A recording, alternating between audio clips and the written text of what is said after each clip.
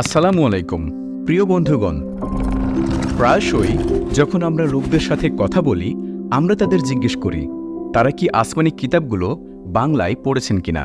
এ কথা সত্য যে অনেকের কাছেই তাওরাত, জবুর এবং ইনজিল শরীফ নেই এবং সে কারণেই তাদের পড়ার সুযোগ হয়নি। আপনি যদি সেই লোকদের একজন হন, তবে কিভাবে আসমানি কিতাব পেতে পারেন সেই বিষয়ে এই ভিডিওর দেওয়া লিঙ্কের বিবরণ থেকে জানতে পারেন। আমাদের জানা মতে অনেকের কাছেই আসমানি কিতাবগুলো বই হিসেবে অথবা মোবাইলের অ্যাপ হিসেবে আছে, কিন্তু তবুও তারা পড়েন না। তারা বলে থাকেন যে তারা খুবই ব্যস্ত। সত্য হলো তারা আসমানি কিতাবগুলোর যথাযথ মূল্যায়ন করেন না। আমাদের স্মরণে রাখা দরকার যে সুস্থ ও স্বাভাবিক থাকার জন্য আমাদের দেহের যেমন খাবার দরকার, ঠিক একইভাবে আমাদের রুহের জন্য রুহানি খাবার দরকার।